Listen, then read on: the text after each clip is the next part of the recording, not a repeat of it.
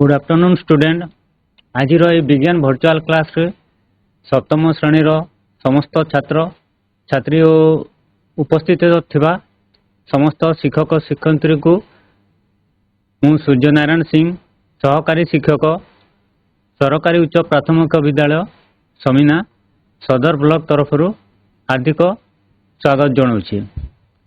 आज आम सप्तम श्रेणी पदार्थ प्रसंगर प्रथम भाग विषय पढ़ा।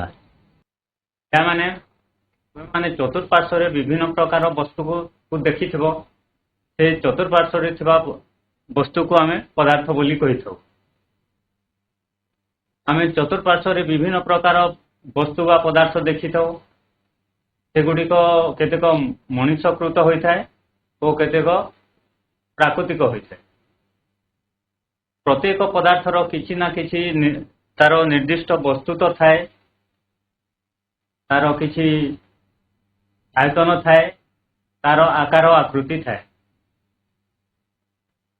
विभिन्न प्रकार वस्तु चित्र रे जेमती दिया जाइछि। गोटे देख गोटे झरणा, गोटे गछ, एगुड़ा गोटे गोटे प्राकृतिक वस्तु। मात्र ये जो श्रेणी गृहर किसी चित्र दिया जाइछि, table, chair, black board, pen stand, gloves, एगुड़ा गोटे गोटे होछि मनुष्यकृत वस्तु।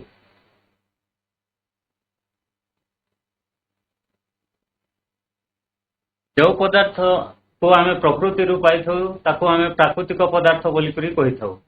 प्राकृतिक पदार्थ मध्य जमती माटी, जल, पहाड़, गछ, ये सब हूँ गोटे गोटे प्राकृतिक वस्तु। मनुष्यकृत वस्तु हूँ जो पदार्थ मनुष्य तैयारी करिथाए ताको मनुष्यकृत वस्तु बा कृत्रिम पदार्थ बोली कही था। टेबुल, इटा, ग्लास, चेयर, तापरे मोबाइल, कंप्यूटर, ये सब हूँ मनुष्यकृत पदार्थ। तेणु पदार्थ बा कृत्रिम पदार्थ बोली कहिबा। प्राकृतिक पदार्थ मनुष्यकृत पदार्थ गुड़िक किसी गोटे तालिका करा जाइछि, ता तुमे लेखि नेब। काठ, प्राकृतिक पदार्थ मध्य काठ, माटी, जल, कोयला, सूर्य, वायु, खनिज पदार्थ ये गुड़िक गोटे गोटे होछि प्राकृतिक पदार्थ। मात्र मनुष्यकृत पदार्थ मध्य रही टेबुल, इटा, बही, बासनकुसन, जानवाहन, सार, मोबाइल, ये सब मनुष्य तैयारी करुथिबारु एहाको आमे मनुष्यकृत पदार्थ बोली कही था।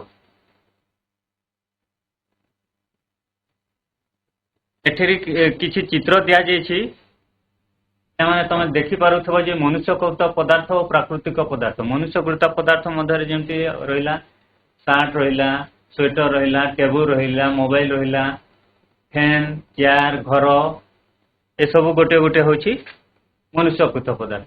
और प्राकृतिक पदार्थ मध्य रहिला गछ, पनीपरिबा, पत्थर, खेत गछ होइथबा, बाली, जल, ये सब होछि गोटे गोटे प्राकृतिक।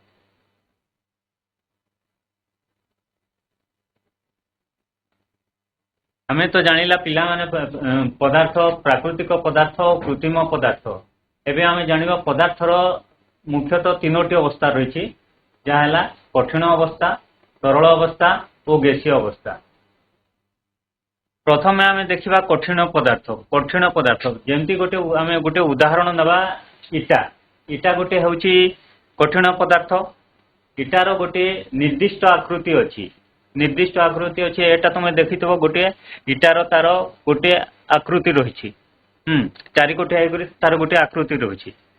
तार वस्तुत माने किछि ओजन रही, से तार किछि आयतन भी रही। आयतन माने से किछि रहिबा पई किछि स्थान अधिकार रही करूछि। एई वस्तु को जो ठारे रखिले किछि ना किछि से स्थान अधिकार करिଥାଏ। पदार्थ होछि तार निर्दिष्ट आकृति रही, आयतन रही, वस्तुत रही। तरल पदार्थ तरल पदार्थ मध्य जल जल हूँ गोटे तरल पदार्थ यार निर्दिष्ट आयतन और वस्तुत्व अच्छी आयतन माने आमे जो तरल को जो स्थान जो पात्र रखा से पात्र आयतन हिसाब से तार निर्दिष्ट वस्तुत्व अच्छी तार किसी ओजन रोचे मात्र तार निर्दिष्ट आकृति नहीं ताको आमे जल को जमती तले पकईदे तार आकृति रहे ना से एपटे सेपटे निम्नगामी हो जाए और तार किसी आकृति न थाए से जलर किसी आकृति नहीं तरल पदार्थ धारक पात्र रे यार आकृति धारण करें जल को आमे किंबा कौन तरल पदार्थ को आमे रखिबा से पदार्थर से आकृति धारण करें जदि आमे ताको बोतल रे रखिबा ले बोतल आकृति धारण करिवो आ जदि बड़ कान रे रखिबा बाल्टी रे रखिबा सेही बाल्टीर आकार से धारण करिଥାଏ तरल पदार्थ सर्वदा निम्नगामी होता है तार गतिपथ सर्वदा निम्नगामी होई से बही थाए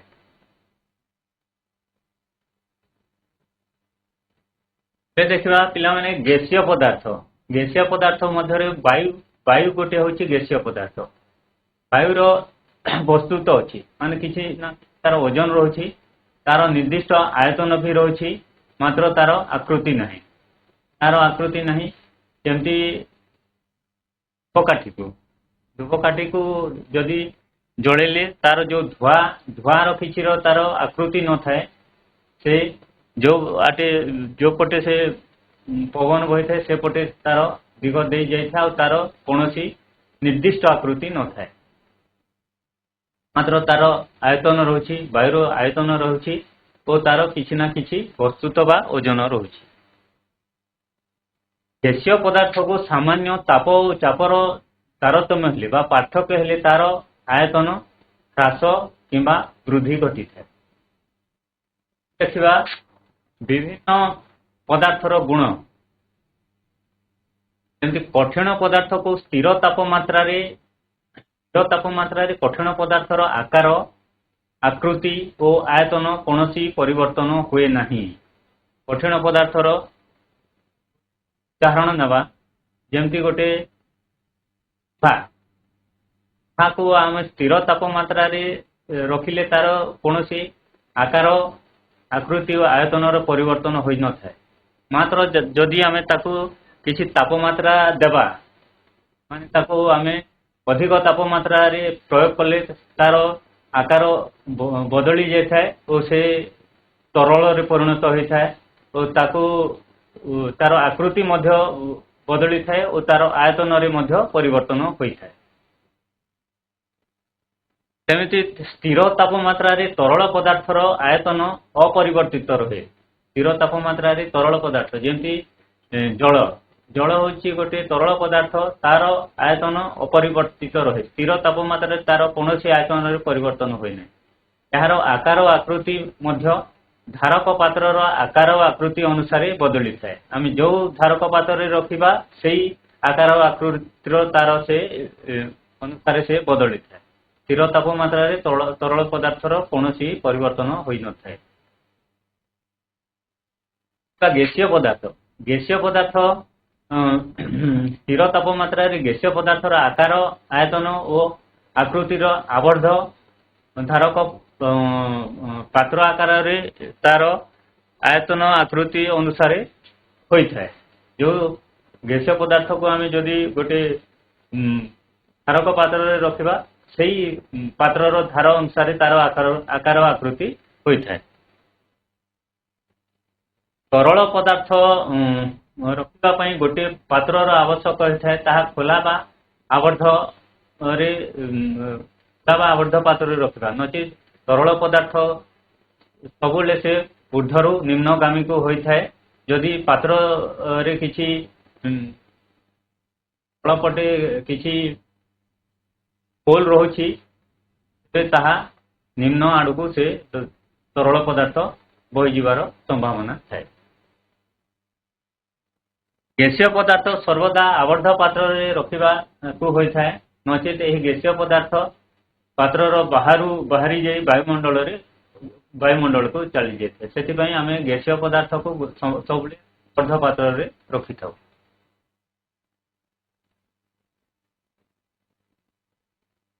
पदार्थर तीन साधारण अवस्थार अंतरूपांतरण ताप प्रयोग रे कठिन पदार्थ तरल पदार्थ रे रूपांतरित होता है। कौन सी कठिन पदार्थ को आम जदि ताप प्रयोग करुचु ताहा तरल पदार्थ रे ही से परिणत हेबो। तरल पदार्थ को जदि आम उत्तप्त करुचु ताहा गैसीय पदार्थ रे परिणत हेबो। उदाहरण स्वरूप जदि आम बरफ कठिन अवस्था रे थाए जदि आम ताप प्रयोग करूँ तरल जाए तरली जल रे परिणत होता है। पुणी से जल को आम जदि उत्तप्त करवा गैसीय पदार्थ रे परिणत हो बाष्प आकार रे परिणत होता है। पदार्थ को ठंडा कले ताहा तरल अवस्था को अच्छी थाए। पदार्थ को आम जदि ठंडा करवा ताहा तरल अवस्था को आसी थाए और तरल पदार्थ को आम ठंडा कले ताहा पुनश्च कठिन अवस्था को फेरी थाए। यार गोटे दि कठिन पदार्थ को जदि आम ताप प्रयोग करवा तरल पदार्थ रे परिणत हम पुणी ताहा जदि ताप प्रयोग करुचु गैसीय पदार्थ रे परिणत हम। गैसीय पदार्थ को जदि आम शीतलीकरण करुचु ताहा तरल पदार्थ रे परिणत हम। तरल पदार्थ को पुणी शीतलीकरण कले ताहा कठिन पदार्थ रे परिणत हम।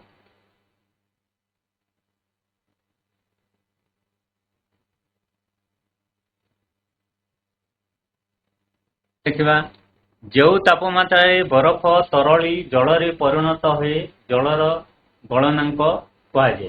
जो बरफ को बरफ तरली जल रे परिणत होची ताको आमे गलनांक कहवा बा ये प्रक्रिया को आमे गलन बोली कहि थाउ। जो तापमात्रा जल को आमे शीतलीकरण कहवा ताहा बरफ रे परिणत होता है ताको आमे हिमांक बोली कहि थाउ बा ये प्रक्रिया को आमे तबा हिमायत बोली कहि थाउ। जो तापमात्रा रे जल फुटी बाष्प रे परिणत हुए ताको जलर स्फुटनांक बा ये प्रक्रिया को स्फुटन बोली आमे कहि थाए। जल को बाष्प रे परिणत करूछु ताकू जलर स्फुटनांक बा स्फुटन प्रक्रिया बोली। जल को उत्तप्त करी तापमात्रा 100 डिग्री सेल्सियस बा स्फुटन कले जल स्फुटन घटी जलर गैसीय अवस्था बा बांफ रे परिणत होए। आम जिते बेले घरे तुम्हें माने देखी जिते बेले जल को गरम करूथबो जिते बेले से 100 डिग्री सेल्सियस हेबो ताहा से गैसीय अवस्था को आसीबो बांफ रे परिणत हो। से अवस्था को आम जलर स्फुटन अवस्था बोली कहूँ किंतु जल एमती किसी समय थाए जलर तापमात्रा स्फुटन न होई मध्य ताहा साधारण तापमात्रा रे गैसीय अवस्था बा जल बाष्प रे परिणत होता है। ये प्रक्रिया को आम बाष्पीकरण कहिथा। सेमिति पोखरी पानी खरा दिन आसिले आपे आपे ताहा बाष्पीकरण होई जलर परिमाण कमी जाए। यह साधारण तापमात्रा रे मध्य ताहा बाष्पीकरण होता है।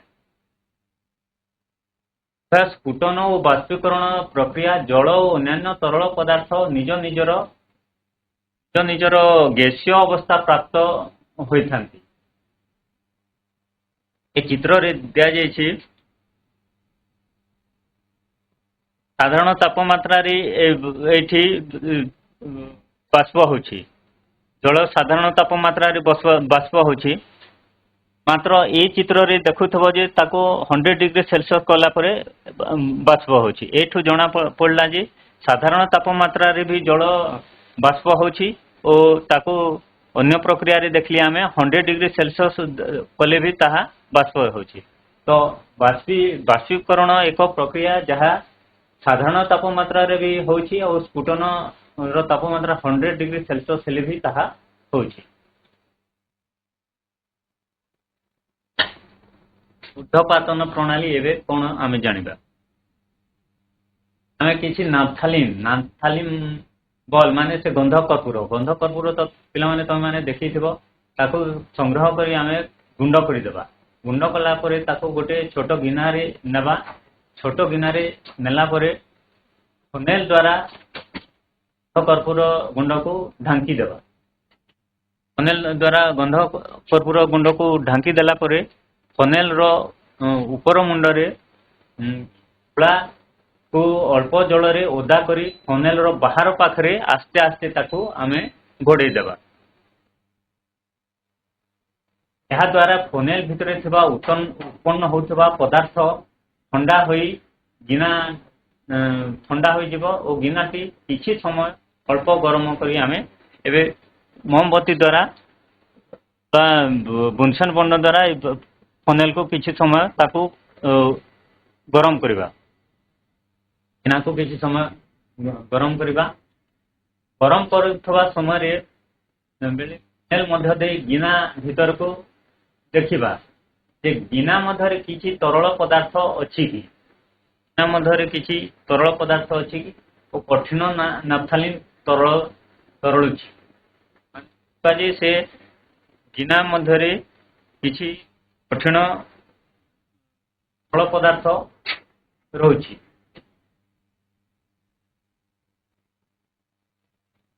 कठिन नाफ्थालिन गुंड उत्तप्त करने द्वारा ताहा तरली नहीं फनेल भीतर पटरे कौन एक कठिन पदार्थर आस्तरण रे लगी रही तो कठिन गुंड उत्तप्त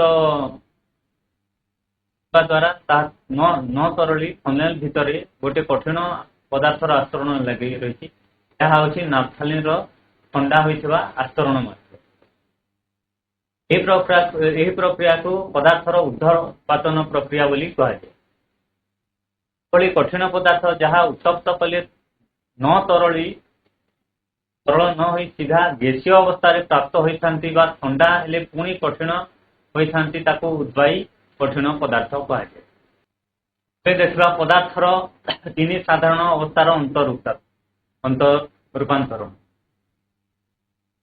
एटा हूँ आइस जहाँकि गोटे कठिन पदार्थ आइस जिते बेले से कलन होची माने ताको तापमात्रा दिया होची निर्दिष्ट तापमात्रा रे से तरल अवस्था को आसुची लिक्विड रे तरल अवस्था रे परिणत होची ताको पुणी आमे जदि लिक्विड को पुणी आमे जदि बाष्पीकरण करूचे से गैसीय अवस्था रे परिणत होची पुणी से गैसीय अवस्था को जदि आमे घनीकरण करूछु घनीकरण कला परे ताहा आइस कठिन पदार्थ बरफ रे परिणत होछि एबे देखिबा जदि लिक्विड को माने तरल पदार्थ को आमे बाष्पीकरण करूछु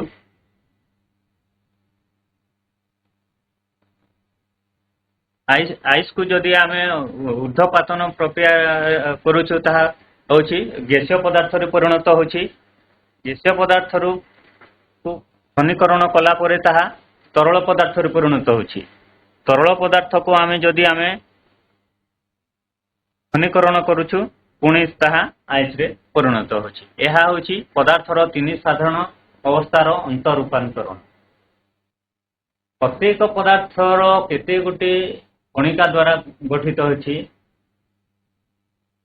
पदार्थ जा हो ना गैसीय पदार्थ कठिन पदार्थ बा तरल पदार्थ समस्त पदार्थ किसी ना किसी कणिका द्वारा गठित होछि ए कणिका गुड़िक मध्य गोटे प्रकार आकर्षण बल रही समस्त पदार्थ रे कणिका मानकर गोटे आकर्षण बल रही जेहेतु पदार्थ कठिन तरल और गैसीय अवस्था रे ताहा कणिका मध्य आकर्षण बल भिन्न भिन्न कठिन अवस्था रे कणिका मानकर आकर्षण जहाँ थाए तरल पदार्थ रे कणिका मानकर आकर्षण अलगा होता है तेणु सेमानक मध्य शून्य स्थान परिमाण और सेगुड़िकर सज्जा भिन्न भिन्न होता है कणिका गुड़िक मध्य शून्य स्थान परिमाण आकर्षण बल ଓ କଣିକା ଗୁଡ଼ିକ ଶୈଳୀ ହିଁ ପଦାର୍ଥର କଠିନ ତରଳ ଓ ଗ୍ୟାସୀୟ ଅବସ୍ଥାକୁ ନିର୍ଦ୍ଧାରଣ କରିଥାଏ। ଏଠି ଦିଆଯାଇଛି ଯେମିତି ଗ୍ୟାସର କଣିକା ଗୁଡ଼ିକ ଦେଖୁଥିବେ ଯେ ଦୂରେ ଦୂରେ ରହୁଛି, ମାତ୍ର ଲିକ୍ୱିଡ ତରଳର ଯେଉଁ କଣିକା ଗୁଡ଼ିକ ଗ୍ୟାସୀୟ ଅବସ୍ଥାରୁ ଟିକେ ପାଖରେ ପାଖରେ ରହୁଛି, ମାତ୍ର ସଲିଡର ଯେଉଁ କଣିକା ଗୁଡ଼ିକ ଅଛି ତାହା ପୁରା ପାଖେ ପାଖେ ଅତି ପାଖେ ପାଖେ ହୋଇ ରହିଛି। ଏମାନଙ୍କର ଆକର୍ଷଣ ବଳ ସବୁଠାରୁ ଅଧିକ ରହୁଛି।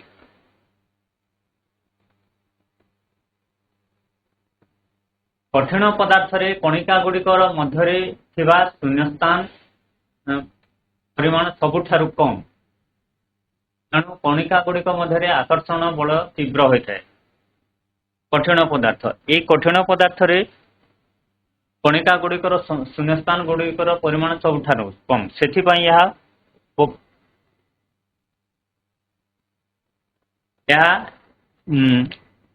ଅତି ପାଖେ ପାଖେ ରହୁଛି।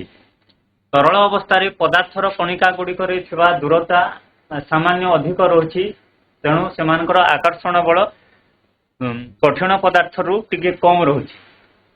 ମାତ୍ର ଗ୍ୟାସୀୟ ପଦାର୍ଥରେ କଣିକା ଗୁଡ଼ିକ ମଧ୍ୟରେ ଅତ୍ୟଧିକ ଦୂରତା ହେତୁ ପାରସ୍ପରିକ ଆକର୍ଷଣ ବଳ ଅତି କମ୍ ହୋଇଥାଏ, ତେଣୁ ଗ୍ୟାସୀୟ ପଦାର୍ଥ ଆବଦ୍ଧ ପାତ୍ରରେ ରଖିବା ନିତାନ୍ତ ଆବଶ୍ୟକ ହୋଇଥାଏ ଓ ଗ୍ୟାସୀୟ ପଦାର୍ଥର କଣିକା ଗୁଡ଼ିକ ବହୁତ ଦୂର ଦୂରରେ ରହିଥାଏ ଓ ସେମାନଙ୍କର ଆକର୍ଷଣ ବଳ ବହୁତ କମ୍ ଥାଏ। ତାମାନେ ଏବେ ଆମେ ଦେଖିବା କିଛି ପ୍ରଶ୍ନାବଳୀ ଦେଖିବା। ପିଲାମାନେ ଏବେ ଆମେ ସଠିକ ଉତ୍ତର ପାଖରେ ଟିକ୍ ଚିହ୍ନ ଦେବା। ନିମ୍ନଲିଖିତ ମଧ୍ୟରୁ କୋଉଟି ଗୋଟିଏ ପ୍ରାକୃତିକ ପଦାର୍ଥ ନୁହେଁ? ଏ ସୂର୍ଯ୍ୟ, ବି ଚନ୍ଦ୍ର, ସି ରାସ୍ତା, ଡି ଜଳ। Town high school. ନିମ୍ନଲିଖିତ ମଧ୍ୟରୁ କୋଉଟି ପ୍ରାକୃତିକ ପଦାର୍ଥ ନୁହେଁ? ସୂର୍ଯ୍ୟ, ଚନ୍ଦ୍ର, ରାସ୍ତା, ଜଳ। Saint Mary high school. ରାସ୍ତା। ରାସ୍ତା, ଭେରି ଗୁଡ। ଯେଉଁ ପଦାର୍ଥଟି ଚକଚକ କରେ ନାହିଁ? ସୁନା, ରୂପା, ତମ୍ବା, କୋଇଲା। Saint Mary. କୋଇଲା। Very good. କେଉଁ ପ୍ରକାର ଜଳ କେଉଁ ପ୍ରକାର ପଦାର୍ଥ? କଠିନ, ତରଳ, ଗ୍ୟାସୀୟ, କୌଣସି ନୁହେଁ। ତରଳ। ତରଳ, ଭେରି ଗୁଡ। କୋଉଟି ଏକ କଠିନ ପଦାର୍ଥ? ଇଟା, ମହୁ, ଜଳ, ଧୂଆଁ। Saint Mary girls school. କୋଉଟି ଏକ କଠିନ ପଦାର୍ଥ? ଇଟା, ମହୁ, ଜଳ, ଧୂଆଁ। Town high school. ଭେରି ଗୁଡ, ଇଟା। ନିମ୍ନଲିଖିତ ପଦାର୍ଥ ମଧ୍ୟରୁ କୋଉଟି ଏକ ଉଦ୍ବାୟୀ ପଦାର୍ଥ ଅଟେ? କ୍ଷୀର, ବହି, ଗନ୍ଧକର୍ପୂର, ଅମ୍ଳଜାନ। Town high school. ଗନ୍ଧକର୍ପୂର। Very good. ଗନ୍ଧକର୍ପୂର। Very good, sit down. ଏବେ ନେକ୍ସଟ କ୍ୱେଶ୍ଚିନ୍ କୁ ଦେଖ। ନିମ୍ନଲିଖିତ ଉକ୍ତି ଗୁଡ଼ିକ ଭୁଲ ଥିଲେ ଭୁଲ ଓ ଠିକ ଥିଲେ ଠିକ ଚିହ୍ନ ଦେବା। କାଗଜ ଏକ ପ୍ରାକୃତିକ ପଦାର୍ଥ, ଠିକ ନା ଭୁଲ? ଠିକ। ଠିକ। କାଗଜ ଏକ ପ୍ରାକୃତିକ ପଦାର୍ଥ। ଠିକ होगा।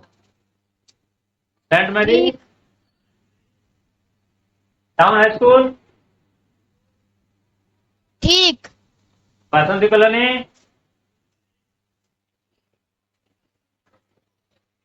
कागज एक प्राकृतिक पदार्थ, भूल। कागज गोटे कौन मनुष्यकृत पदार्थ। आम कौन बाउंस गछटा हूँ प्राकृतिक पदार्थ, सेठू आम मनीष तैयारी करुछि। कागज एक प्राकृतिक पदार्थ, भूल अटे। ଏହା ଗୋଟେ କୃତ୍ରିମ ପଦାର୍ଥ କାଗଜ ଗୋଟେ କୃତ୍ରିମ ପଦାର୍ଥ ठीक